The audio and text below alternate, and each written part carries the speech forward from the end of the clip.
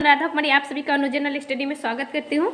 दोस्तों, आज हम बिहार दरोगा का सिलेबस देखेंगे। इससे पहले हम बिहार दरोगा का सिलेबस जो 2213 में आया था उसी को हमने बताया था, क्योंकि इस बार जो नोटिफिकेशन आया है 1/2023 इसमें सिलेबस नहीं दिया गया। ठीक, फॉर्म से रिलेटेड सारी जानकारी दी गई है कि कैसे फॉर्म भरना है।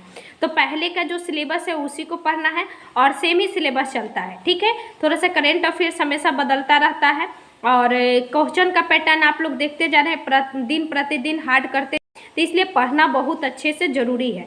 और जितना भी सिलेबस है शुरुआत में पहले सिलेबस को कंप्लीट किया जाता है, उसके बाद सेट जब मारिएगा तो सेट के अकॉर्डिंग आपका अगर नंबर अच्छा आ रहा है तो अच्छी बात है, नहीं तो नंबर बिलो है, नंबर बहुत नीचे आ रहा है, 70 के नीचे है अगर 100 क्वेश्चन में, तो आपको जो भी गलत होता है टॉपिक से क्वेश्चन उस टॉपिक को पढ़ना पड़ता है। ठीक है, पढ़ना स्टार्ट कीजिए सिलेबस के अनुसार।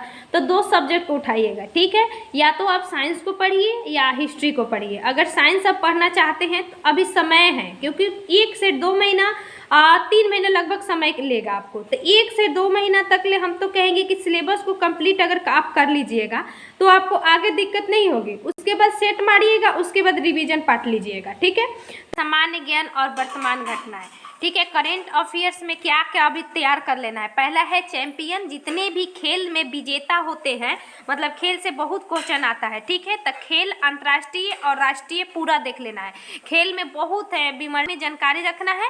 उसके बाद में युद्ध अभ्यास, जो भी युद्ध अभ्यास होते हैं अन्य देशों से उसका, पड़ोसी देशों के राष्ट्रीय तथ्य, स्मारक, प्रख्यात व्यक्ति के नाम, खोज, रोग, पोषण, ये जितने भी करेंट अफेयर्स का ही है। ठीक है, उसके बाद बोल रहा है कि पुरस्कार लेखक, मतलब पुरस्कार जितने में मिलते हैं और जो भी इसके लेखक होते हैं, जो बुक के लिए मिलता है उसको याद कर लेना है। यानी करेंट अफेयर्स में आपको यही मुख्य इस पे फोकस किया गया। ठीक है, और ये जो इंडेक्स होता है उसको पढ़ लेना है। ठीक, आगे चलते हिंदी का भी इतना ध्यान नहीं देना है। सामान्य अध्ययन में जानते होंगे कि पहले भूगोल है, भूगोल दिया गया है, उसके बाद भारतीय इतिहास है, राजनीतिक व्यवस्था है, प्रमुख घटना है, राष्ट्रीय अंतर्राष्ट्रीय इससे संबंधित। ठीक, आगे देखते हैं मतलब भौतिकी, रसायन विज्ञान, जीव विज्ञान, और उसके बाद नागरिक शास्त्र, भारतीय इतिहास में ये पूरा दिया गया कि भूगोल, पर्यावरण, भारतीय कृषि, प्राकृतिक संसाधन, भारतीय इतिहास, संस्कृति, आर्थिक पहलू, स्वतंत्रता आंदोलन। ये स्वतंत्रता आंदोलन में 1857 की क्रांति से लेकर पूरा अंत तक भारतीय संविधान को पूरा पढ़ना है। उसके बाद उसमें राजनीति क्या है, पंचायती राज को पढ़ना है, सामुदायिक विकास को पढ़ना है और पंचवर्षीय योजना को पढ़ना है। अब मैथ्स के लिए देखिए, मैथ्स के लिए जो बच्चे बोल रहे हैं कि हमको बहुत दिक्कत हो रहा है, तो आप HD यादव को या RS अग्रवाल का बुक ले लीजिए।